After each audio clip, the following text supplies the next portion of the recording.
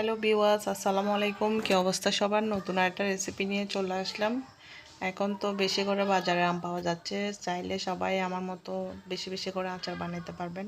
আমিও নতুন আরেকটা রেসিপি নিয়ে চলে আসছি, আমের জুড়ি আচার। আপনারা চাইলে বাসায় ট্রাই করতে পারেন।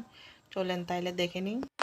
এখানে আমি প্রায় 1 কেজি মতো আম নিয়ে নিছি, বড় ছোট সাইজের। এগুলা হচ্ছে আমাদের গাছের আম। তারপর আমি কি করব, সালাদ কাটা দিয়ে যেটা বড় সেটা সাইজের, সেটা দিয়ে আমি আমগুলা গ্রেড করে নিব। আপনাদের যদি সেটা না থাকে তাহলে আপনারা চাইলে বটি দিয়েও গ্রেড করতে পারবেন। এরপরে দেন হচ্ছে এখানে আমি 1/3 কাপ চিনি নিয়ে নিছি। চিনি নিয়ে নেওয়ার পরে চিনিগুলো আমি ভালো করে আমের সাথে মিক্স করে নিছি। মিক্স করে নেওয়ার পরে এটা আমি 10 মিনিট রেস্টে রেখে দিব। রেস্টে রেখে দেওয়ার পর এখন চুলার উপর দিছি। এখনও চুলা জ্বালানো হয় নাই। দেখেন এই অবস্থা, অনেক পানি বের হয়েছে।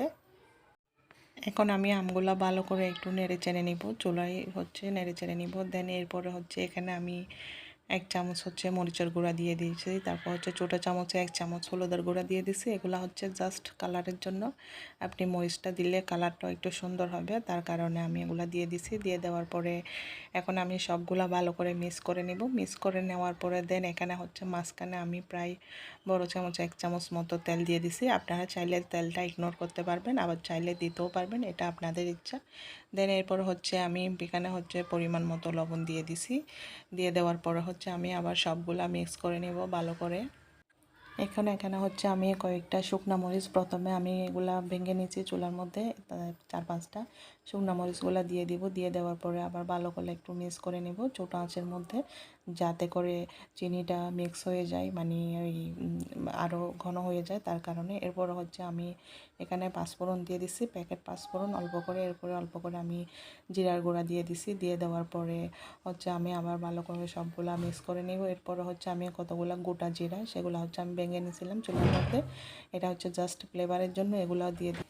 এরপর হচ্ছে আমি ভালো করে চুলার মধ্যে আচারটা মিক্স করে নিব যতক্ষণ পর্যন্ত পানিটা শুকায় না যায়, মানে চিনিটা ভালো করে মিক্স না হয়। আর যখন আটা আটা একটু হয়ে আসবে তখন হচ্ছে আপনার আচারের রেসিপিটা বুঝবেন হয়ে গেছে।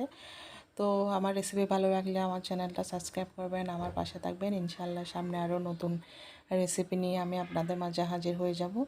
দেখেন এটা একদম পারফেক্টলি হয়ে গেছে। এখন আমি চুলা থেকে নামাই ফেলবো। নামাই ফেলার পর সামান্য একটু ঠান্ডা করে নিব। এই দেখেন মাশাআল্লাহ খুব সুন্দর একটা কালার আসছে। খুব সহজ একটা রেসিপি, আপনারা চাইলে বাসায় ট্রাই করতে পারবেন। তো সবাই ভালো থাকবেন, সুস্থ থাকবেন। আসসালামু আলাইকুম।